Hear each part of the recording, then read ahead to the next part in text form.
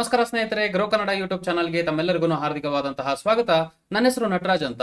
ಇವತ್ತಿನ ದಿನ ಬಹಳ ವಿಶೇಷವಾಗಿರ್ತಕ್ಕಂತಹ ಒಂದು ಸಬ್ಜೆಕ್ಟ್ ಬಗ್ಗೆ ಡಿಸ್ಕಸ್ ಮಾಡಕ್ ಹೋಗ್ತಾ ಇದ್ದೀನಿ. ಎಸ್ಪೆಷಲಿ ಸ್ಟಾಕ್ ಮಾರ್ಕೆಟ್ ಅಲ್ಲಿ ಯಾರು ಇನ್ವೆಸ್ಟ್ ಮಾಡಬೇಕು ಅಂತ ಇರ್ತಾರೋ, ಹೊಸದಾಗಿ ಹೂಡಿಕೆ ಮಾಡಬೇಕು ಅಂತ ಇರ್ತಾರೋ, ಅಥವಾ ಆಲ್ರೆಡಿ ಎಕ್ಸ್ಪೀರಿಯನ್ಸ್ ಇದ್ರೂ ಕೂಡ ನಮ್ಮೆಲ್ಲರಿಗೂ ಒಂದು ಆಸೆ ಇದ್ದೇ ಇರುತ್ತೆ, ಮಲ್ಟಿ ಬ್ಯಾಗರ್ ಸ್ಟಾಕ್ಸ್ ನ ಹುಡುಕ್ಬೇಕು. ಆದ್ರೆ ಮಲ್ಟಿ ಬ್ಯಾಗರ್ ಅಂದ್ರೆ ಏನಪ್ಪಾ ಅಂದ್ರೆ, ಈಗ ಬ್ಯಾಗ್ ಕಾನ್ಸೆಪ್ಟ್ ಅಲ್ಲಿ ಒಂದು ಬ್ಯಾಗ್ ನೀವು ಇನ್ವೆಸ್ಟ್ ಮಾಡಿದ್ರೆ ಅದಕ್ಕೆ ನಿಮ್ಗೆ 15 ಬ್ಯಾಗು 10 ಬ್ಯಾಗು ಈ ತರ. ಸೊ ಒನ್ ಟೈಮ್ ಇನ್ವೆಸ್ಟ್ಮೆಂಟ್ಗೆ 3 ಟೈಮ್ಸ್ 4 ಟೈಮ್ಸ್ ರಿಟರ್ನ್ಸ್ ಕೊಡ್ತಕ್ಕಂತಹ ಸ್ಟಾಕ್ಸ್ ಗಳ ಮೇಲೆ ಹೂಡಿಕೆ ಮಾಡಬೇಕು ಅನ್ನೋ ಒಂದು ಉದ್ದೇಶ ಆಗ್ಲಿ ಅಥವಾ ಆಸೆ ಆಗ್ಲಿ ಯಾವುದೇ ಒಂದು ಇನ್ವೆಸ್ಟರ್ಸ್ಗೆ ಇದ್ದೇ ಇರುತ್ತೆ. ಬಟ್ ಯಾವ ರೀತಿ ಐಡೆಂಟಿಫೈ ಮಾಡೋದು ಆ ತರ ಸ್ಟಾಕ್ಸ್ ಗಳನ್ನ? ಎಲ್ಲ ಆದ್ಮೇಲೆ ಚೆನ್ನಾಗಿ ಕಾಣುತ್ತೆ, ಎಲ್ಲ ಮುಗ್ದಾದ್ಮೇಲೆ ಓಕೆ 3 ಟೈಮ್ಸ್ ರಿಟರ್ನ್ಸ್ ಕೊಟ್ಟಿತ್ತಪ್ಪ, ಮಲ್ಟಿ ಬ್ಯಾಗರ್ ಸ್ಟಾಕ್ ಇದು ಅಂತ ಹೇಳ್ತಾರೆ. ಬಟ್ ಇದನ್ನ ಮುಂಚೆನೆ ಯಾವ ರೀತಿ ಐಡೆಂಟಿಫೈ ಮಾಡಕ್ಕಾಗುತ್ತೆ, ಆ ವಿಷಯವನ್ನೇ ನಾನು ಈ ವಿಡಿಯೋ ಮೂಲಕ ನಿಮಗೆ ತಿಳಿಸ್ಕೊಡಕ್ ಹೋಗ್ತಾ ಇದ್ದೀನಿ. ಮುಂದೆ ಬರೋದಕ್ಕಿಂತ ಮುಂಚೆ ಇನ್ ಕೇಸ್ ನೀವೇನಾದ್ರೂ ಮೊದಲನೇ ಬಾರಿಗೆ ನಮ್ಮ ವಿಡಿಯೋಸ್ಗಳನ್ನ ನೋಡ್ತಾ ಇದ್ರೆ ದಯವಿಟ್ಟು ಚಾನಲ್ನ ಸಬ್ಸ್ಕ್ರೈಬ್ ಮಾಡ್ಕೊಳ್ಳಿ, ಹಾಗೆ ಬೆಲ್ ಐಕಾನ್ನ ಕ್ಲಿಕ್ ಮಾಡಿ. ನಮ್ಮ ಕಡೆಯಿಂದ ನಿಮಗೆ ರೆಗ್ಯುಲರ್ ಅಪ್ಡೇಟ್ಸ್ ವಿತ್ ಪ್ರಿಯಾರಿಟಿ ಸಿಗಬೇಕು ಅಂದ್ರೆ ವೇಟ್ ಏನಕ್ಕೆ ಮಾಡೋದು, ಸ್ಟಾರ್ಟ್ ಮಾಡೋಣ. ಮೊದಲನೇದಾಗಿ ಮಲ್ಟಿ ಬ್ಯಾಗರ್ ಸ್ಟಾಕ್ಸ್ ಗಳು ಯಾಕೆ ಇರಬೇಕು ನಮ್ಮ ಪೋರ್ಟ್ಫೋಲಿಯೋದಲ್ಲಿ, ಅಥವಾ ಈ ತರ ಹೈಯೆಸ್ಟ್ ರಿಟರ್ನ್ ಕೊಡ್ತಕ್ಕಂತಹ ಸ್ಟಾಕ್ಸ್ ಗಳು ಏನಕ್ಕಪ್ಪ ಇರಬೇಕು ನಮ್ಮ ಪೋರ್ಟ್ಫೋಲಿಯೋದಲ್ಲಿ ಅಂತ ಹೇಳೋದಾದ್ರೆ, ಈಗ ನಾವು ಒಂದೇ ರೀತಿಯಲ್ಲಿ ಇನ್ವೆಸ್ಟ್ ಮಾಡಿರಲ್ಲ, ಒಂದು 10 ಸ್ಟಾಕ್ಸ್ ಅಲ್ಲಿ ಅಥವಾ 15 ಸ್ಟಾಕ್ಸ್ ಅಲ್ಲಿ ಇನ್ವೆಸ್ಟ್ ಮಾಡಿದೀರಾ ಅಂತ ಅನ್ಕೊಂಡ್ರೆ ಅದರಲ್ಲಿ ಅಟ್ಲೀಸ್ಟ್ ಒಂದು 3 to 4 ಸ್ಟಾಕ್ಸ್ ಈ ತರ ಒಂದು ಹೈಯೆಸ್ಟ್ ರಿಟರ್ನ್ ಕೊಡ್ತಕ್ಕಂತಹ ಅಥವಾ ಪೊಟೆನ್ಶಿಯಲ್ ಇರುವಂತಹ ಸ್ಟಾಕ್ಸ್ ಗಳು ನೀವು ಹೂಡಿಕೆ ಮಾಡಿದ್ದೆ ಆದಲ್ಲಿ, ಅಥವಾ ಆ ತರ ರಿಟರ್ನ್ಸ್ ಆ ಸ್ಟಾಕ್ಸ್ ಕೊಟ್ಟಿದ್ದೆ ಆದಲ್ಲಿ, ಇವನ್ ಪೋರ್ಟ್ಫೋಲಿಯೋದಲ್ಲಿರೋ 70-80% ಸ್ಟಾಕ್ಸ್ ಗಳು ಪರ್ಫಾರ್ಮ್ ಮಾಡಿಲ್ಲ ಅಂತ ಅಂದ್ರೂ ಕೂಡ ನಮ್ಮ ಓವರ್ ಆಲ್ ಪೋರ್ಟ್ಫೋಲಿಯೋ ಒಂದು ಒಳ್ಳೆ ರಿಟರ್ನ್ ತಂದ್ಕೊಡ್ತಕ್ಕಂತಹ ಒಂದು ಸಾಧ್ಯತೆಗಳಿರುತ್ತೆ. ಹಾಗಾಗಿ ಮಲ್ಟಿ ಬ್ಯಾಗರ್ ಸ್ಟಾಕ್ಸ್ ಗಳನ್ನ ಹುಡುಕೋದು ಬಹಳ ಮುಖ್ಯವಾಗಿರುತ್ತೆ. ಅದರ ರಿಲೇಟೆಡ್ ಸುಮಾರು ಇನ್ಫಾರ್ಮೇಶನ್ಸ್ ಗಳಿರುತ್ತೆ. ಅದರಲ್ಲಿ ಮೊದಲನೇದಾಗಿ ನಮ್ಗೆ ಅರ್ಥ ಆಗ್ಬೇಕಾಗಿರುವಂತದ್ದು ಪ್ರೈಸ್ ಟು ಅರ್ನಿಂಗ್ ರೇಷಿಯೋ ಅಂತ ಕರೀತಾರೆ. ಸೊ ಬೇಸಿಕಲಿ ಹೆಸರೇ ಹೇಳೋ ಪ್ರಕಾರ ಪ್ರೈಸ್ ಅಂತ ಅಂದ್ರೆ stock price divided by earnings, EPS ಅಂತ ಹೇಳ್ತಾರೆ, earning per share. It's nothing but ಈಗ ಸ್ಟಾಕ್ ಪ್ರೈಸ್ ಹೆಂಗ್ ಬರುತ್ತೆ, market capitalisation overall company value ಏನಿದೆಯೋ ಅದಕ್ಕೆ divided by outstanding share ಮಾಡಿದಾಗ ಪ್ರೈಸ್ ಏನ್ ಬರುತ್ತೋ ಅದು ಬರುತ್ತೆ. ಅದಕ್ಕೆ ಡಿವೈಡೆಡ್ ಬೈ EPS ಅಂದ್ರೆ earning per share, net profit ಏನಿರುತ್ತೋ ಕಂಪನಿ ಅದನ್ನ ಶೇರ್ಸ್ಗೆ ಡಿವೈಡ್ ಮಾಡಿದಾಗ EPS ಸಿಗುತ್ತೆ, ಅರ್ನಿಂಗ್ ಪರ್ ಶೇರ್ ಅಂತ ಹೇಳ್ತಾರೆ. ಸೊ ಈ ಪ್ರೈಸ್ ಡಿವೈಡೆಡ್ ಬೈ EPS ಏನಿದೆಯೋ ಇದು nothing but the price to earning ratio ಅಂತ ಕಂಪನಿದಾಗಿರುತ್ತೆ. ಸೊ ಈ ಪ್ರೈಸ್ ಟು ಅರ್ನಿಂಗ್ ರೇಷಿಯೋ ಪ್ರಕಾರ ನಮಗೆ ಅರ್ಥ ಆಗುತ್ತೆ ಇಲ್ಲಿ 2 ರೀತಿಗಳಲ್ಲಿ ಯಾವುದೇ ಒಂದು ಸ್ಟಾಕ್ ರಿಟರ್ನ್ ಅನ್ನ ಜನರೇಟ್ ಮಾಡ್ಕೊಡುತ್ತೆ ಇನ್ವೆಸ್ಟರ್ಸ್ಗೆ ಅಂತ. ಮೊದಲನೇ ರೀತಿ ಯಾವ ರೀತಿ ಅಂತ ಅಂದ್ರೆ, ಕಂಪನಿ ನೆಟ್ ರಿಟರ್ನ್ ಏನಿದೆಯೋ, ನೆಟ್ ರಿಟರ್ನ್ ಜಾಸ್ತಿ ಆಗ್ತಾ ಇದೆ ಕಂಪನಿದು ಅಂತ ಅಂದ್ರೆ ಆಬ್ವಿಯಸ್ಲಿ ಕಂಪನಿ ವ್ಯಾಲ್ಯೂ ಏನಿದೆಯೋ ಅದು ದಿನೇ ದಿನೇ ಇನ್ಕ್ರೀಸ್ ಆಗ್ತಾ ಹೋಗುತ್ತೆ. ಅದು ಒಂದೊಳ್ಳೆ ರೀತಿಯಾಗಿರುತ್ತೆ. ಸ್ಟಾಕ್ ಪ್ರೈಸ್ ಒಂದು ಒಳ್ಳೆ ರಿಟರ್ನ್ ಅನ್ನ ಜನರೇಟ್ ಮಾಡೋ ರೀತಿಯಲ್ಲಿ ನೋಡೋದಾದ್ರೆ, ಎರಡನೇ ರೀತಿ ಬಂದು ಈಗ ಇನ್ವೆಸ್ಟರ್ಸ್ ಗಳಿಗೆ ಆ ಕಂಪನಿ ಮೇಲೆ ಕಾನ್ಫಿಡೆನ್ಸ್ ಇದೆ, ಕಂಪನಿ ಚೆನ್ನಾಗಿ ಪರ್ಫಾರ್ಮ್ ಆಗ್ತಾ ಇದೆ ಅಂತ ಅಂದ್ರೆ ಪಿ ರೇಷಿಯೋ ಇನ್ಕ್ರೀಸ್ ಆಗ್ತಾ ಹೋಗುತ್ತೆ. ವಿಚ್ ಮೀನ್ಸ್ ಏನಪ್ಪಾ ಅಂತಂದ್ರೆ ಹೈಯರ್ ಪ್ರೈಸ್ ನ ಇನ್ವೆಸ್ಟರ್ಸ್ ಕೊಡೋಕೆ ರೆಡಿ ಇರ್ತಾರೆ ಆ ತರ ಪರ್ಟಿಕ್ಯುಲರ್ ಸಿಚುವೇಶನ್ಸ್ ಅಲ್ಲಿ. ಸೊ ಆ ತರ ನಿಟ್ಟಿನಲ್ಲಿ ಅಂದ್ರೆ ಡಿಮ್ಯಾಂಡ್ ಜಾಸ್ತಿ ಆಗಿದೆ ಒಂದು ಪರ್ಟಿಕ್ಯುಲರ್ ಕಂಪನಿಗೆ, ಅದು ಎರಡನೇ ರೀತಿ ಆಗಿರುತ್ತೆ ಸ್ಟಾಕ್ ಒಂದು ಒಳ್ಳೆ ರಿಟರ್ನ್ ಅನ್ನ ಜನರೇಟ್ ಮಾಡ್ಕೊಡ್ಲಿಕ್ಕೆ. ಸೊ ಈ 2 ವಿಧಗಳು ಏನಿದೆಯೋ ಒಂದಕ್ಕೊಂದು ಸಂಬಂಧ ಇರುತ್ತೆ. ಬೇಸಿಕಲಿ ಯಾವುದೇ ಒಂದು ಕಂಪನಿ ಒಂದು ಒಳ್ಳೆ ರಿಟರ್ನ್ ಕೊಡ್ತಾ ಇದೆ ಅಥವಾ ಕೊಡುವಂತಹ ಪಾಸಿಬಿಲಿಟಿ ಇದೆ ಅಂತ ಅಂದ್ರೆ ಐದರ್ ಅವರ ಫಂಡಮೆಂಟಲ್ಸ್ ಏನಿದೆ, ಫಂಡಮೆಂಟಲ್ಸ್ ಚೆನ್ನಾಗಿ ಪರ್ಫಾರ್ಮ್ ಆಗ್ತಾ ಇರಬೇಕು ಕಂಪನಿ, ಅಥವಾ ಒಂದು ಆ ಪರ್ಟಿಕ್ಯುಲರ್ ಕಂಪನಿ ಮೇಲೆ ಇನ್ವೆಸ್ಟರ್ಸ್ ಗಳಿಗೆ ಕಾನ್ಫಿಡೆನ್ಸ್ ಇರಬೇಕು. ಸೊ ಆ ನಿಟ್ಟಿನಲ್ಲಿ ಪ್ರೈಸ್ ಅವ್ರು ಜಾಸ್ತಿ ಕೊಟ್ಟು ತಗೊಳಕ್ ರೆಡಿ ಇರ್ತಾರೆ. ಬಟ್ ಇದರಲ್ಲಿ ಈ ಇನ್ವೆಸ್ಟರ್ಸ್ ಗಳಿಗೆ ಅನಿಸಿಕೆಗಳಿರುತ್ತೆ, ಅವರ ಕಂಪನಿ ಮೇಲೆ ಕಾನ್ಫಿಡೆನ್ಸ್ ಇರೋದು ಬಿಡೋದು. ಸೊ ಅದು ಏನು ಅಂತ ಅಂದ್ರೆ ಒಂದು ಸರ್ಟನ್ ಲೆವೆಲ್ ಅಲ್ಲಿ ನಾವು ಅರ್ಥ ಮಾಡ್ಕೊಳ್ಳೋದು ಕಷ್ಟ ಯಾವುದೇ ಒಂದು ಕಂಪನಿ. ಬಿಕಾಸ್ ಎಲ್ಲ ಆದ್ಮೇಲೆ ಒಂದು ಕಂಪನಿ ದೊಡ್ಡದಾಗಿ ಬೆಳೆದಾದ್ಮೇಲೆ ಹೇಳ್ಬೋದು ಓಕೆ ಡಿಮ್ಯಾಂಡ್ ಇತ್ತಪ್ಪ ಈ ಕಂಪನಿಗೆ ಅಂತ. ಬಟ್ ನಾವು ಇಲ್ಲಿ ಹೇಳ್ತಾ ಇರುವಂತ ವಿಷಯ ಏನಪ್ಪಾ ಅಂತ ಅಂದ್ರೆ, ಆ ತರ ಕಂಪನಿ ಬೆಳೆಯೋದಕ್ಕಿಂತ ಮುಂಚೆನೆ ಯಾವ ರೀತಿ ಐಡೆಂಟಿಫೈ ಮಾಡಕ್ಕಾಗುತ್ತೆ. ಸೊ ಆ ನಿಟ್ಟಿನಲ್ಲಿ ನೆಕ್ಸ್ಟ್ ಬರ್ತಕ್ಕಂಥ ಡಿಮ್ಯಾಂಡ್ ಏನಿದೆಯೋ ಅದನ್ನ ಪ್ರಿಡಿಕ್ಟ್ ಮಾಡೋದು ಸ್ವಲ್ಪ ಕಷ್ಟ ಆಗುತ್ತೆ. ಆದ್ರೆ ಅರ್ನಿಂಗ್ ಪೊಟೆನ್ಶಿಯಲ್ ಅನ್ನ ನಾವು ಮುಂಚೆನೆ ತಿಳ್ಕೋಬಹುದು. ಕಂಪನಿದು ಸುಮಾರು ರೀತಿ ಬರುತ್ತೆ ಅದರಲ್ಲಿ. ಫಂಡಮೆಂಟಲಿ ಈ ಕಂಪನಿಯ ಪರ್ಫಾರ್ಮೆನ್ಸ್ ನೆಕ್ಸ್ಟ್ ಬರ್ತಕ್ಕಂಥ ದಿನಗಳಲ್ಲಿ ಯಾವ ರೀತಿ ಒಂದು ಬರ್ಬೋದು ಅನ್ನೋದನ್ನ ಒಂದು ಸರ್ಟನ್ ಲೆವೆಲ್ ಅಲ್ಲಿ ನಾವು ಎಕ್ಸ್ಪೆಕ್ಟ್ ಮಾಡಕ್ಕಾಗುತ್ತೆ, ಒಂದು ಸರ್ಟನ್ ಲೆವೆಲ್ ಅಲ್ಲಿ ಆಂಟಿಸಿಪೇಟ್ ಮಾಡಕ್ಕಾಗುತ್ತೆ. ಸೊ ಅದನ್ನೇ ನಾನು ಇವಾಗ ಡಿಸ್ಕಸ್ ಮಾಡಕ್ ಹೋಗ್ತಾ ಇದ್ದೀನಿ. ಬೇಸಿಕಲಿ ಏನಪ್ಪಾ ಅಂತ ಅಂದ್ರೆ ಕಾಂಪಿಟೇಟಿವ್ ಅಡ್ವಾಂಟೇಜಸ್ ಅಂತ ಹೇಳ್ತಾರೆ, ಎಕನಾಮಿಕಲ್ ಮೋಡ್ಸ್ ಅಂತಾನು ಕರೀತಾರೆ. ಯಾವುದೇ ಒಂದು ದೊಡ್ಡ ಇನ್ವೆಸ್ಟರ್ ಯಾವುದೇ ಒಂದು ಕಂಪನಿಯಲ್ಲಿ ಹೂಡಿಕೆ ಮಾಡಬೇಕು ಅಂತ ಅಂದ್ರೆ ಅವರು ಆ ಒಂದು ಪರ್ಟಿಕ್ಯುಲರ್ ಕಂಪನಿಯ ಕಾಂಪಿಟೇಟಿವ್ ಅಡ್ವಾಂಟೇಜ್ ಆಗಲಿ ಅಥವಾ ಎಕನಾಮಿಕಲ್ ಮೋಡ್ಸ್ ಏನಿದೆ ಆ ಕಂಪನಿಗೆ ಅನ್ನೋದನ್ನ ತಿಳ್ಕೊಳ್ತಾರೆ. ಇನ್ ಸಿಂಪಲ್ ಟರ್ಮ್ಸ್ ಅಲ್ಲಿ ಹೇಳ್ಬೇಕಪ್ಪ ಅಂತ ಅಂದ್ರೆ competitive advantage is nothing but ಆ ಪರ್ಟಿಕ್ಯುಲರ್ ಕಂಪನಿ, ಯಾವುದೇ ಒಂದು ಕಂಪನಿ ನೀವು ನೋಡ್ತಾ ಇದ್ದೀರಾ ಅಂತ ಅಂದ್ರೆ ಆ ಕಂಪನಿಗೆ ಏನ್ ಸ್ಪೆಷಾಲಿಟಿ ಇದೆ ಪರ್ಫಾರ್ಮ್ ಮಾಡ್ಲಿಕ್ಕೆ, ನೆಕ್ಸ್ಟ್ ಬರ್ತಕ್ಕಂಥ ದಿನಗಳಲ್ಲಿ ಚೆನ್ನಾಗಿ ಅವರ ಬ್ರ್ಯಾಂಡ್ ಅನ್ನ ಸಸ್ಟೈನ್ ಮಾಡ್ಕೊಂಡು ಹೋಗ್ಲಿಕ್ಕೆ ಏನ್ ಪೊಟೆನ್ಶಿಯಲ್ ಇದೆ ಆ ಕಂಪನಿಗೆ compare to their competitors.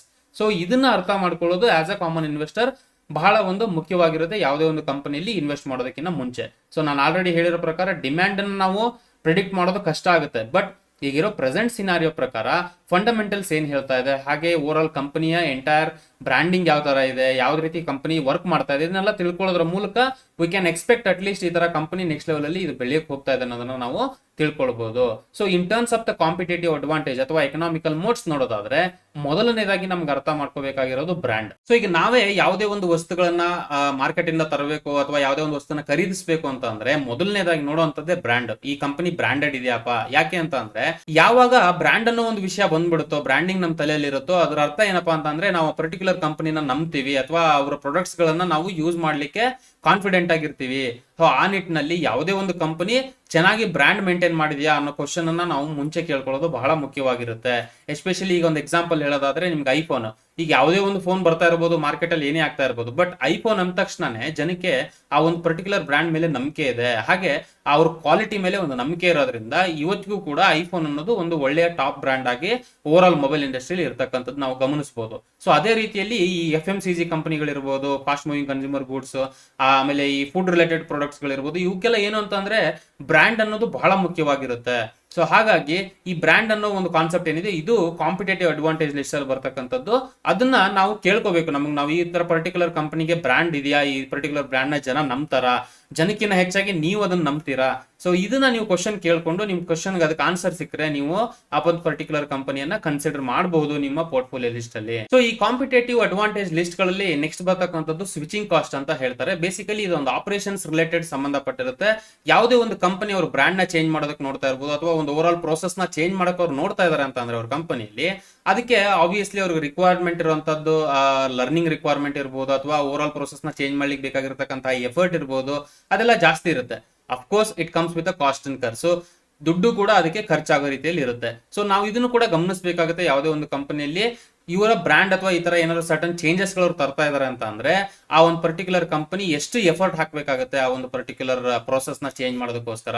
So basically ಈ ಒಂದು ನಿಟ್ಟಿನಲ್ಲಿ ಈ IT ಕಂಪನಿಗಳು ಬಹಳ ಅಡ್ವಾಂಟೇಜಸ್ ಆಗಿರುತ್ತೆ ಇನ್ terms of the switching cost. Because ಅವ್ರ ಪ್ರಾಡಕ್ಟ್ಸ್ ಗಳೆಲ್ಲ ಹೆಂಗೆ ಅಂತ ಅಂದ್ರೆ ಈಗ ಕೋಡ್ ಬೇಸ್ಡ್ ಇರುತ್ತೆ, ಆಮೇಲೆ ಓವರ್ ಆಲ್ ಡಿಜಿಟಲ್ ಬೇಸ್ಡ್ ಇರೋದ್ರಿಂದ ಸ್ವಿಚಿಂಗ್ ಕಾಸ್ಟ್ ಸ್ವಲ್ಪ ಕಡಿಮೆ ಅವ್ರಿಗೆ ಕಂಪೇರ್ ಟು ದ ಈಗ ಬಿಗ್ ಕಂಪನೀಸ್ಗಳು. ಈಗ ಒಂದು ದೊಡ್ಡ ಕಂಪನಿ ಮ್ಯಾನುಫ್ಯಾಕ್ಚರಿಂಗ್ ಯೂನಿಟ್ಸ್ ನ ಸೆಟ್ ಮಾಡಿದೆ ಅಂತ ಅಂದ್ರೆ ಅವರ ಪರ್ಟಿಕ್ಯುಲರ್ ಪ್ರೋಸೆಸ್ ಏನಿರುತ್ತೋ ಅವರಲ್ಲಿ ನಡೀತಾ ಇರ್ತಂತ ಪ್ರೋಸೆಸ್ ನ ಚೇಂಜ್ ಮಾಡಬೇಕು ಅಂದ್ರೆ ಅವ್ರಿಗೆ ಮ್ಯಾನ್ ಪವರ್ ಜಾಸ್ತಿ ರಿಕ್ವೈರ್ಮೆಂಟ್ ಇರುತ್ತೆ, ಓವರ್ ಆಲ್ ಒಂದು ಲರ್ನಿಂಗ್ ಕರ್ವ್ ಜಾಸ್ತಿ ಇರುತ್ತೆ ಆ ತರ ಪ್ರೊಸೆಸ್ ಗಳಲ್ಲಿ. ಇದನ್ನು ಕೂಡ ನಮ್ಮ ಗಮನದಲ್ಲಿ ಇಟ್ಕೊಳ್ಬೇಕು before choosing any particular company. So next ಬರ್ತಕ್ಕಂಥ ಕಾಂಪಿಟೇಟಿವ್ ಅಡ್ವಾಂಟೇಜ್ ನಾವು ನೋಡ್ಕೋಬೇಕಾಗಿರುವಂತದ್ದು ನೆಟ್ವರ್ಕಿಂಗ್ ಎಫೆಕ್ಟ್ ಅಂತ ಕರೀತಾರೆ. ಬೇಸಿಕಲಿ ನೆಟ್ವರ್ಕಿಂಗ್ ಎಫೆಕ್ಟ್ ಅನ್ನೋದು ಯಾವುದೇ ಒಂದು ಕಂಪನಿಗೆ ಬಹಳ ಮುಖ್ಯವಾಗಿರುತ್ತೆ. ಎಸ್ಪೆಷಲಿ ಈಗ ಲೈಕ್ ಕಂಪನೀಸ್ ಲೈಕ್ ಝೊಮ್ಯಾಟೊ ಇರ್ಬೋದು. ಬಿಕಾಸ್ ಝೊಮ್ಯಾಟೊ ಏನಿದೆಯೋ ಕಂಪ್ಲೀಟ್ಲಿ ಅವರ ಒಂದು ಮೆಂಬರ್ಶಿಪ್ ಮೇಲೆ ಡಿಪೆಂಡ್ ಆಗಿರುತ್ತೆ, ಅವರ ಒಂದು ಪರ್ಟಿಕ್ಯುಲರ್ ಯೂಸರ್ಸ್ ಮೇಲೆ ಡಿಪೆಂಡ್ ಆಗಿರುತ್ತೆ. ಜಾಸ್ತಿ ಜನ ಯೂಸರ್ಸ್ ಆ ಒಂದು ಕಂಪನಿಗೆ ಬಂದಷ್ಟು, ಆ ಒಂದು ಕಂಪನಿಯಲ್ಲಿ ಇದ್ದಷ್ಟು ಆ ಕಂಪನಿ ಲಾಭ ಗಳಿಸಕ್ಕಂತಹ ಒಂದು ಪಾಸಿಬಿಲಿಟಿ ಅಥವಾ ಸಾಧ್ಯತೆಗಳು ಜಾಸ್ತಿ ಇರುತ್ತೆ. ಇದಕ್ಕೆ ಇನ್ನೊಂದು ಎಕ್ಸಾಂಪಲ್ ಫೇಸ್ಬುಕ್. ಸೊ ಈಗ ಫೇಸ್ಬುಕ್ ಯೂಸರ್ಸ್ ಜಾಸ್ತಿ ಆಗ್ತಾ ಇದ್ದಂಗೆನೆ ಅವ್ರ ಆಡ್ಸ್ ಗಳಿಂದ ಜಾಸ್ತಿ ರಿಟರ್ನ್ ಜನರೇಟ್ ಮಾಡ್ತಕ್ಕಂಥದ್ದು. ಸೊ ಹಾಗಾಗಿ ಈ ತರ ನೆಟ್ವರ್ಕ್ ಎಫೆಕ್ಟ್ ಏನಿದೆ ಕಂಪನಿಲಿದೋ ಅದು ಯಾವ ರೀತಿಯಲ್ಲಿದೆ ಈ ಪರ್ಟಿಕ್ಯುಲರ್ ಕಂಪನಿದು ಅಂತ ತಿಳ್ಕೊಳ್ಳೋದು ಕೂಡ ಬಹಳ ಮುಖ್ಯವಾಗಿರುತ್ತೆ ಬಿಫೋರ್ ಇನ್ವೆಸ್ಟಿಂಗ್. ಈ ಕಾಂಪಿಟೇಟಿವ್ ಅಡ್ವಾಂಟೇಜ್ ಅಲ್ಲಿ ನೆಕ್ಸ್ಟ್ ನಾವು ನೋಡ್ಬೇಕಾದಂತದ್ದು ಎಕನಾಮೀಸ್ ಆಫ್ ಸ್ಕೇಲ್ ಅಂತ ಒಂದು ಕಾನ್ಸೆಪ್ಟ್ ಬರುತ್ತೆ. ಬೇಸಿಕಲಿ ಏನಪ್ಪಾ ಅಂದ್ರೆ ಯಾವುದೇ ಒಂದು ಕಂಪನಿ ಅವರ ಕಂಪನಿಯನ್ನು ನಡೆಸ್ತಾ ಇದಾರೆ ಅಂತ ಅಂದ್ರೆ ಫಿಕ್ಸೆಡ್ ಕಾಸ್ಟ್ ಗಳಿರುತ್ತೆ. ಅಂದ್ರೆ ಒನ್ ಟೈಮ್ ಇನ್ವೆಸ್ಟ್ಮೆಂಟ್ಸ್ ಗಳು ಲೈಕ್ ಕಂಪನಿ ಸೆಟಪ್ ಮಾಡೋದಾಗಿರ್ಬೋದು, ಮಷಿನರಿ ಇನ್ಸ್ಟಾಲ್ಮೆಂಟ್ಸ್ ಗಳಾಗಿರ್ಬೋದು. ಸೊ ಈ ತರದ್ದೆಲ್ಲ ಫಿಕ್ಸೆಡ್ ಕಾಸ್ಟ್ ಅಲ್ಲಿ ಬರುತ್ತೆ. ನೆಕ್ಸ್ಟ್ ಅದರಲ್ಲಿ ವೇರಿಯಬಲ್ ಕಾಸ್ಟ್ ಗಳಂತ ಬರುತ್ತೆ. ಬೇಸಿಕಲಿ ಯಾವ ಒಂದು ಕಂಪನಿಗೆ ಫಿಕ್ಸೆಡ್ ಕಾಸ್ಟ್ ಜಾಸ್ತಿ ಇರುತ್ತೋ, ಈಗ ಒಂದು ದೊಡ್ಡ ದೊಡ್ಡ ಕಂಪನಿಗಳನ್ನ ಅವ್ರು ಸೆಟಪ್ ಮಾಡಬೇಕು ಅಂತ ಇರುತ್ತೋ ಆ ಟೈಮಲ್ಲಿ ಅವರಿಗೆ ಸ್ಟಾರ್ಟಿಂಗ್ ಅವರಿಗೆ ಖರ್ಚಾಗುವಂತಹ ದುಡ್ಡು ಏನಿರುತ್ತೋ ಆಬ್ವಿಯಸ್ಲಿ ಜಾಸ್ತಿ ಇರುತ್ತೆ. ಸೊ ಆ ಕಂಪನಿಗಳು ಯಾವ ರೀತಿಯಲ್ಲಿ ಲಾಭ ಗಳಿಸಕ್ಕಾಗತ್ತೆ, ಒಂದು ಜಾಸ್ತಿ ಯೂನಿಟ್ಸ್ ಗಳನ್ನ ಸೆಲ್ ಮಾಡೋದ್ರ ಮೂಲಕ, ಅಂದ್ರೆ ಜಾಸ್ತಿ ಯೂನಿಟ್ಸ್ ಗಳನ್ನ ಪ್ರೊಡಕ್ಷನ್ ಮಾಡಿ ಕಳಿಸೋದ್ರ ಮೂಲಕ, ಅಥವಾ ಆ ಒಂದು ಪರ್ಟಿಕ್ಯುಲರ್ ಕಂಪನಿ ತುಂಬಾ ಹಳೇದಾಗಿರ್ಬೋದು. ಈಗ ಎಕ್ಸಾಂಪಲ್ ಕೊಡೋದಾದ್ರೆ ಯಾವುದೇ ಒಂದು ಬಿಸ್ನೆಸ್ ಅಂತ ತಗೊಂಡ್ರು ಕೂಡ ಅದರಲ್ಲಿ ಆಲ್ರೆಡಿ ಎಸ್ಟಾಬ್ಲಿಷ್ಡ್ ಒಂದು ಬಿಸ್ನೆಸ್ ಇದ್ದೇ ಇರುತ್ತೆ. ಅಂದ್ರೆ ಆಲ್ರೆಡಿ ಸ್ಟಾರ್ಟ್ ಆಗಿರ್ತಕ್ಕಂಥ ಬಿಸ್ನೆಸ್ ಗಳು ಇದ್ದೇ ಇರುತ್ತೆ. ಆ ಬಿಸ್ನೆಸ್ ಗಳು ಏನಪ್ಪಾ ಅಂದ್ರೆ ಆಲ್ರೆಡಿ ಅವರ ಫಿಕ್ಸೆಡ್ ಕಾಸ್ಟ್ ಏನಿದೆಯೋ ಅದು ಆಲ್ರೆಡಿ ಸುಮಾರು ದಿನ ಆಗಿರುತ್ತೆ ಅವ್ರು ಇನ್ಸ್ಟಾಲ್ ಮಾಡಿ. ಹಾಗಾಗಿ ಅವರು ಒಂದು ಪರ್ಟಿಕ್ಯುಲರ್ ಟೈಮ್ ಅನ್ನ ಅವರು ರೀಚ್ ಮಾಡಿರ್ತಾರೆ.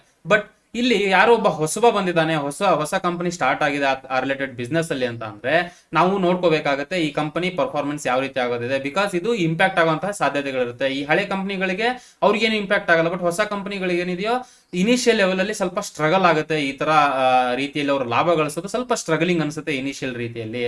ಸೊ ಈ ಒಂದು ಪಾಯಿಂಟ್ ಅನ್ನು ಕೂಡ ನಾವು ಕನ್ಸಿಡರ್ ಮಾಡಬೇಕು before investing in any particular stock. So ಇದರಲ್ಲಿ ನೆಕ್ಸ್ಟ್ ಬರ್ತಕ್ಕಂಥದ್ದು ಕಾರ್ನರ್ಡ್ ರಿಸೋರ್ಸಸ್ ಅಂತ ಕರೀತಾರೆ. ಬೇಸಿಕಲಿ ಏನಪ್ಪಾ ಅಂತ ಅಂದ್ರೆ ಯಾವುದೇ ಒಂದು ಕಂಪನಿ ಅವ್ರದೇ ಆದಂತಹ ಒಂದು ಪ್ರೆಫರೆನ್ಷಿಯಲ್ ಅಥಾರಿಟೀಸ್ ನ ಹೊಂದಿರುತ್ತೆ ಒಂದು ಪರ್ಟಿಕ್ಯುಲರ್ ಡಿಸೈನ್ ಮೇಲೆ ಇರಬಹುದು. ಈಗ ಎಸ್ಪೆಷಲಿ ಇದಕ್ಕೆ ಎಕ್ಸಾಂಪಲ್ ಪೇಟೆಂಟ್ಸ್ ಗಳು, ಈಗ ಅವರ ಡಿಸೈನ್ ಮೇಲೆ ಪೇಟೆಂಟ್ಸ್ ಗಳು ಏನಿರುತ್ತೋ ಇಟ್ಕೊಳ್ಳುವಂಥದ್ದು ಬಹಳ ಮುಖ್ಯವಾಗಿರುತ್ತೆ. ಆ ತರ ಇದ್ದಾಗ ಬೇರೆ ಕಂಪನಿಗಳು ಆ ಪೇಟೆಂಟ್ಸ್ ಗಳನ್ನ ಕಾಪಿ ಮಾಡೋದು ಕಷ್ಟ ಆಗುತ್ತೆ, ಅಥವಾ ಇವರ ರೈಟ್ಸ್ ಗಳನ್ನ ಅವ್ರು ತಗೊಳ್ಬೇಕಾಗುತ್ತೆ ಬಿಫೋರ್ ಕಾಪಿಯಿಂಗ್ ಇಟ್.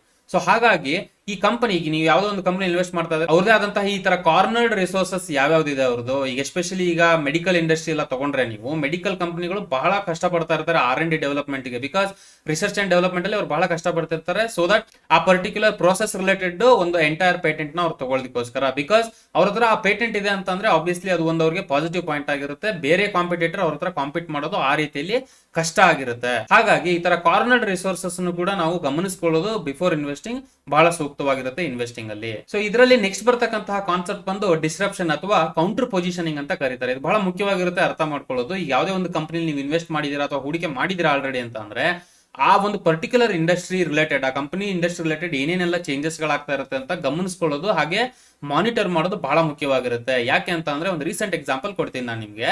ಈಗ 2016-2017 ಅರೌಂಡ್ ಅಲ್ಲಿ ಜಿಯೋ ಇಂಟ್ರೊಡ್ಯೂಸ್ ಆಯ್ತು.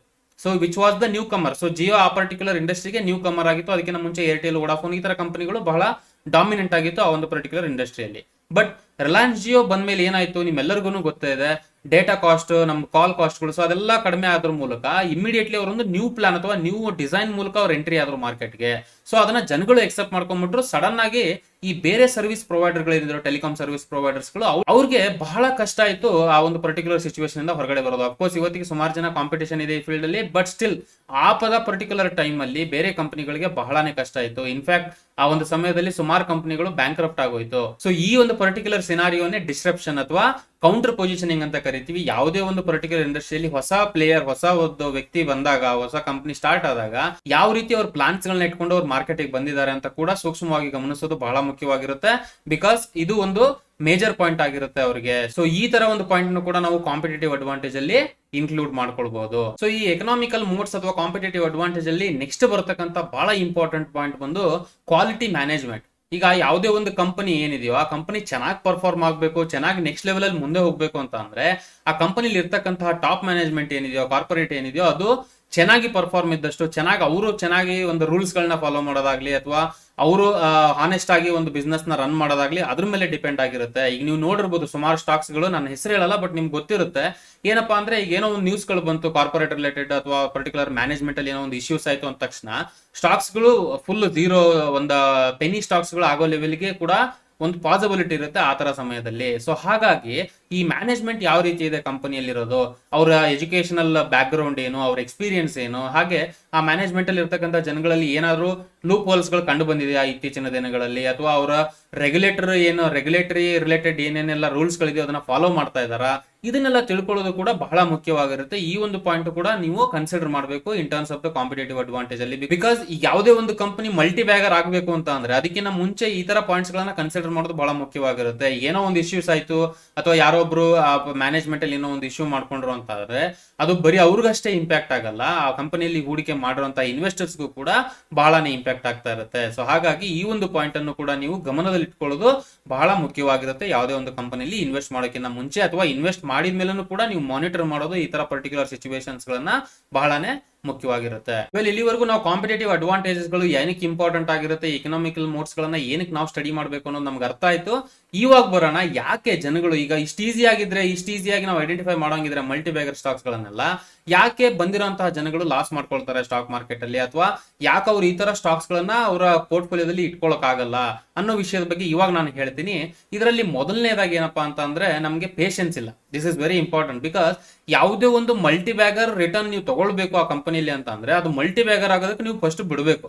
So this is very important. ಇದಕ್ಕೊಂದು best example ಕೊಡೋದಾದ್ರೆ Eicher motors share ಏನಿತ್ತು 2009ರಲ್ಲಿ ₹200 ನಡೀತದಂತ ಶೇರ್ ನೀವು ಇನ್ವೆಸ್ಟ್ ಮಾಡಿದಿರ ಅಂತ ಅನ್ಕೊಂಡ್ರೆ ನೆಕ್ಸ್ಟ್ ಒಂದು 2-3 ವರ್ಷದಲ್ಲೇ ಸ್ಟಾಕ್ ಡಬಲ್ ಮೇಲೆ ಹೊಟ್ಟೋಯ್ತು. ಅಂದ್ರೆ ಆಲ್ಮೋಸ್ಟ್ 2 ಟೈಮ್ 3 ಟೈಮ್ಸ್ ಎಲ್ಲ ರಿಟರ್ನ್ ಕೊಟ್ಟೋಯ್ತು. 35% ಆನ್ಯುವಲೈಸ್ಡ್ ರಿಟರ್ನ್ ಇತ್ತು ಆ ಟೈಮಲ್ಲಿ ಒಂದು ಪರ್ಟಿಕ್ಯುಲರ್ ಸ್ಟಾಕ್. ಸೊ ನೀವೇನಾದ್ರೂ ಆ ತರ ಸಮಯದಲ್ಲಿ ಸಾಕಪ್ಪ ನನಗೆ 35% ರಿಟರ್ನ್ ಬಂದಿದೆ, ಸಾಕು ನನಗೆ ನಾನು ಎಕ್ಸಿಟ್ ಆಗ್ಬಿಡ್ತೀನಿ ಸ್ಟಾಕ್ನ ಅಂತ ನೀವು ಆ ಟೈಮಲ್ಲಿ ಎಕ್ಸಿಟ್ ಆಗಿದ್ರೆ, ನೀವು ಇವತ್ತಿನ ಕಾಲದಲ್ಲಿ ನೋಡೋದಾದ್ರೆ ಮೋರ್ ದ್ಯಾನ್ 30,000 ಈ ಸ್ಟಾಕ್ ನಡೀತಾ ಇತ್ತು. That is the potential. So ಈ ಪೊಟೆನ್ಶಿಯಲ್ ಬಗ್ಗೆ ನಿಮ್ಗೆ ಕನ್ವಿಕ್ಷನ್ ಎಷ್ಟಿದೆ ಅಥವಾ ನಿಮ್ಗೆ ಎಷ್ಟು ಆ ಪೊಟೆನ್ಶಿಯಲ್, ಕಂಪನಿ ಪೊಟೆನ್ಶಿಯಲ್ ಮೇಲೆ ನಂಬಿಕೆ ಇದೆ ಅನ್ನೋದು ಈ ಒಂದು ಪರ್ಟಿಕ್ಯುಲರ್ ಟೈಮಲ್ಲಿ ಬಹಳ ಮುಖ್ಯವಾಗಿರುತ್ತೆ. ಸೊ ಹಾಗಾಗಿ ಈ ಪೇಷನ್ಸ್ ಮತ್ತೆ ಕನ್ವಿಕ್ಷನ್ ಇದೆರಡೂ ಡೆವಲಪ್ ಮಾಡ್ಕೊಳ್ಳೋದು ಯಾವುದೇ ಒಂದು ಕಂಪನಿಲಿ ಹೂಡಿಕೆ ಮಾಡೋದಕ್ಕಿಂತ ಮುಂಚೆ ಬಹಳ ಇಂಪಾರ್ಟೆಂಟ್. ಇದಿಲ್ಲದೆ ಇರೋದಕ್ಕೇನೆ ಜನಗಳು ಏನಂದ್ರೆ ಮಲ್ಟಿಬ್ಯಾಗರ್ ಸ್ಟಾಕ್ಸ್ ಗಳನ್ನ ಮಲ್ಟಿಬ್ಯಾಗರ್ ಲೆವೆಲ್ ಅಲ್ಲಿ ಕ್ಯಾಪ್ಚರ್ ಮಾಡಕ್ಕಾಗಲ್ಲ, ಮಲ್ಟಿಬ್ಯಾಗ್ ಲೆವೆಲ್ ಅಲ್ಲಿ ಪ್ರಾಫಿಟ್ ಅನ್ನ ಕ್ಯಾಪ್ಚರ್ ಮಾಡಕ್ಕಾಗಲ್ಲ. ನೆಕ್ಸ್ಟ್ ಇನ್ನೊಂದು ಕಾರಣ ಏನಪ್ಪಾ ಅಂತಂದ್ರೆ ಈ ಕೆಲವೊಂದಿಷ್ಟು ಜನ ಏನು ನಾನು ಆಲ್ರೆಡಿ ಹೇಳಿದೆ, ಪಿ ಕಾನ್ಸೆಪ್ಟ್ ನಿಮ್ಗೆ ಹೇಳಿದೆ, price to earning concept. Lower P ಇರುವಂತಹ ಒಂದು ಸ್ಟಾಕ್ಸ್ ಗಳನ್ನ ಇನ್ವೆಸ್ಟ್ ಮಾಡಬೇಕು ಅನ್ನೋ ಒಂದು ಉದ್ದೇಶ ಇಟ್ಕೊಂಡಿರುತ್ತೆ. Because lower P indicates higher returns ಅಂತ ಅನ್ಕೊಳ್ತಾ ಇರ್ತೀವಿ. But this is not necessarily true.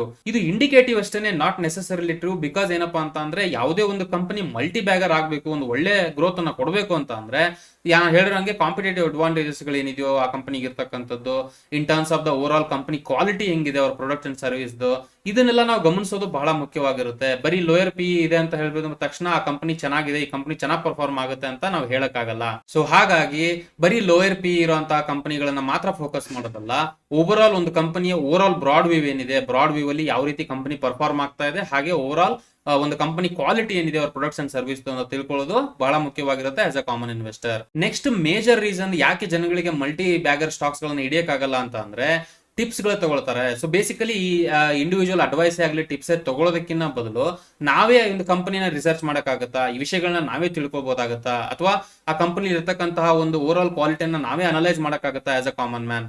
ನೀವು ಇದನ್ನ ಅರ್ಥ ಮಾಡ್ಕೊಳ್ಳೋದು ಬಹಳ ಮುಖ್ಯವಾಗಿರುತ್ತೆ. ಸೊ ಹಾಗಾಗಿ ಏನಪ್ಪಾ ಅಂದ್ರೆ ಟಿಪ್ಸ್ ಅಥವಾ ಅಡ್ವೈಸ್ ಗಳ ಮೇಲೆ ಮಾತ್ರ ಡಿಪೆಂಡ್ ಆಗಕ್ಕೆ ಹೋಗ್ಬೇಡಿ, ಆದಷ್ಟು ನಿಮ್ಮ ನಾಲೆಜ್ ಅನ್ನ ಇನ್ಕ್ರೀಸ್ ಮಾಡ್ಕೊಳ್ಳಿ. ಸೊ ನಿಮ್ಮ ನಾಲೆಜ್ ಮೂಲಕ ಅಥವಾ ನಿಮ್ಗೆ ತಿಳಿದಿರೋ ಮೂಲಕ ನೀವು ಅನಲೈಸ್ ಮಾಡಿ ಓವರ್ ಆಲ್ ಕಂಪನಿ ಪರ್ಸ್ಪೆಕ್ಟ್ಸ್ ನ ನೀವು ಅರ್ಥ ಮಾಡ್ಕೊಂಡಿದ್ದೆ ಆದ್ರೆ ಕನ್ವಿಕ್ಷನ್ ಆಟೋಮೆಟಿಕಲಿ ಡೆವಲಪ್ ಆಗುತ್ತೆ. ನಾನು ಆಲ್ರೆಡಿ ಹೇಳಿದೆ, ಮಲ್ಟಿ ಬ್ಯಾಗರ್ ಸ್ಟಾಕ್ಸ್ ಆಗೋದು ನೀವು ಹಿಡಿದಿದ್ರು ಕೂಡ ಆ ಮಲ್ಟಿ ಬ್ಯಾಗರ್ ನ ನೀವು ತಗೊಂಡ್ ಬರ್ಬೇಕು ನಿಮ್ಮ ಅಕೌಂಟ್ ಅಲ್ಲಿ ಅಂತಂದ್ರೆ patience and conviction is absolutely important. ಹಾಗಾಗಿ ಆ ಕಂಪನಿ ಅನಾಲಿಸಿಸ್ ನ ನೀವು ಖುದ್ದಾಗಿ ಅರ್ಥ ಮಾಡ್ಕೊಳ್ಳೋದು ಆಸ್ ಅ ಕಾಮನ್ ಮ್ಯಾನ್ ಬಹಳ ಮುಖ್ಯವಾಗಿರುತ್ತೆ. ಸೊ ಹಾಗಾಗೇನೆ ನಾವು ಆದಷ್ಟು ನಮ್ಮ ಕಡೆಯಿಂದ ಪ್ರಯತ್ನ ಪಡ್ತಾ ಇದೀವಿ ಒಳ್ಳೊಳ್ಳೆ ಕ್ವಾಲಿಟಿ ಕಂಟೆಂಟ್ ನ ನಮ್ಮ ಚಾನಲ್ ಮೂಲಕ ಕೊಡೋದ್ರ ಮೂಲಕ. ನೀವೇನ್ ಮಾಡ್ಬೋದು, ಸೊ ಸಬ್ಸ್ಕ್ರೈಬ್ ಮಾಡ್ಕೊಳ್ಳಿ ನಮ್ಮ ಚಾನಲ್ ನ. ಹಾಗೆ ಇದ್ರ ರಿಲೇಟೆಡ್ ನಿಮ್ಮ ಫ್ರೆಂಡ್ಸ್ ಅಥವಾ ಫ್ಯಾಮಿಲೀಸ್ ಅಲ್ಲಿ ಯಾರ್ಯಾರಿಗೆ ಇಂಟ್ರೆಸ್ಟ್ ಇರುತ್ತೋ ಸ್ಟಾಕ್ ಮಾರ್ಕೆಟ್ ಅವ್ರಿಗೆ ಶೇರ್ ಮಾಡಿ. ಈ ತರ ವಿಡಿಯೋಸ್ ಗಳು ಬರ್ತಾ ಇದೆ, ರೆಗ್ಯುಲರ್ ಆಗಿ ನಾವು ನಮ್ಮ ವಿಡಿಯೋಸ್ ಗಳನ್ನ ಅಪ್ಡೇಟ್ ಮಾಡ್ತಾ ಇರ್ತೀವಿ. ಏನಾದ್ರೂ ಇಮಿಡಿಯೇಟ್ ನ್ಯೂಸ್ ಗಳು ಈ ತರ ಇತ್ತು ಅಂದ್ರೆ ನಾವು ಇಮಿಡಿಯೇಟ್ ಅಪ್ಡೇಟ್ಸ್ ಕೊಡ್ತೀವಿ ನಾವು ನಮ್ಮ ಚಾನಲ್ ಮೂಲಕ. ಸೊ ಹಾಗಾಗಿ ಇನ್ ಕೇಸ್ ನೀವು ಇನ್ನೂವರೆಗೂ ಸಬ್ಸ್ಕ್ರೈಬ್ ಮಾಡ್ಕೊಂಡಿಲ್ಲ ಅಂದ್ರೆ ಚಾನಲ್ ನ ಸಬ್ಸ್ಕ್ರೈಬ್ ಮಾಡ್ಕೊಳ್ಳಿ. ಹಾಗೆ ಬೆಲ್ ಐಕಾನ್ ನ ಕ್ಲಿಕ್ ಮಾಡಿ ರೆಗ್ಯುಲರ್ ಅಪ್ಡೇಟ್ಸ್ ಗಳು ವಿತ್ ಪ್ರಿಯಾರಿಟಿ ಸಿಗಬೇಕು ಅಂದ್ರೆ. ಇಲ್ಲಿವರೆಗೂ ಸುಮಾರು ವಿಷಯಗಳನ್ನ ಅರ್ಥ ಮಾಡ್ಕೊಂಡ್ವಿ. ಕಂಪನಿ ಪಿ ರೇಷಿಯೋ ಅಂದ್ರೆ ಏನು, ಯಾವ ರೀತಿಯಲ್ಲಿ ಒಂದು ಕಂಪನಿ ಪೊಟೆನ್ಶಿಯಲ್ ಇರುತ್ತೆ ಬೆಳೆಯೋದಕ್ಕೆ, ಹಾಗೆ ಕಾಂಪಿಟೇಟಿವ್ ಅಡ್ವಾಂಟೇಜ್ ಅಥವಾ ಎಕನಾಮಿಕಲ್ ಮೋಡ್ಸ್ ಗಳು ಯಾವ್ಯಾವುದು, ಅದನ್ನ ನಾವು ಏನಕ್ಕೆ ಅರ್ಥ ಮಾಡ್ಕೋಬೇಕು, ಅದ್ರ ಇಂಪಾರ್ಟೆನ್ಸ್ ಏನು, ಅಷ್ಟೇ ಅಲ್ಲ ಯಾಕೆ ಜನಗಳು ಫೇಲ್ ಆಗ್ತಾರೆ ಇನ್ terms of identifying the ಮಲ್ಟಿಬ್ಯಾಗರ್ stocks. So ಮಲ್ಟಿಬ್ಯಾಗರ್ stocks ನ ಐಡೆಂಟಿಫೈ ಮಾಡೋದಕ್ಕೆ ಯಾಕೆ ಜನಗಳು ಆಗಲ್ಲ, ಕಷ್ಟ ಪಡ್ತಾರೆ ಅನ್ನೋದನ್ನು ಕೂಡ ನಾವು ಅರ್ಥ ಮಾಡ್ಕೊಂಡ್ವಿ. ನಾನು ಇಲ್ಲಿವರೆಗೂ ಕೊಟ್ಟಿರೋ ಮಾಹಿತಿ ಬಂದು ಎಜುಕೇಶನಲ್ ಪರ್ಪಸ್ಗೆ ಮಾತ್ರ, ಯಾವುದೇ ತರಹದ ಬೈ ಸೆಲ್ ರೆಕಮೆಂಡೇಶನ್ಸ್ ಅಲ್ಲ. ಯಾವುದೇ ಇನ್ವೆಸ್ಟ್ಮೆಂಟ್ ಮಾಡೋದಕ್ಕಿಂತ ಮುಂಚೆ ನೀವು ಪ್ರಾಪರ್ ಆಗಿ ಅನಲೈಸ್ ಮಾಡಿ ರಿಸರ್ಚ್ ಮಾಡಿ ಡಿಸಿಷನ್ ತಗೊಳ್ತಕ್ಕದ್ದು. Because stock market investments are subject to market risks. ನಾನು ಇಲ್ಲಿವರೆಗೂ ಕೊಟ್ಟಿರೋ ಮಾಹಿತಿ ನಿಮಗೆ ಯೂಸ್ ಆಗಿದೆ, ನೀವು ಇದನ್ನ ಪ್ರಾಪರ್ ಆಗಿ ಯೂಸ್ ಮಾಡ್ಕೊಳ್ತೀರಾ ಅನ್ನೋ ಒಂದು ನಂಬಿಕೆ ಇದೆ. ಇನ್ ಕೇಸ್ ನಿಮ್ಗೆ ಏನಾದ್ರು ಕ್ವಶನ್ಸ್ ಗಳಿದ್ರೆ ನಮಗೆ ಕಮೆಂಟ್ ಮೂಲಕ ತಿಳಿಸಿ ಅಂತ ಹೇಳ್ತಾ ಈ ವಿಡಿಯೋನ ನಾನು ಇಲ್ಲಿಗೆ ಮುಗಿಸ್ತಾ ಇದ್ದೀನಿ. ಮತ್ತೆ ನಾನು ನಿಮ್ಗೆ ನೆಕ್ಸ್ಟ್ ವಿಡಿಯೋದಲ್ಲಿ ಸಿಗ್ತೀನಿ. ಅಲ್ಲಿವರೆಗೂ ಜೈ ಹಿಂದ್.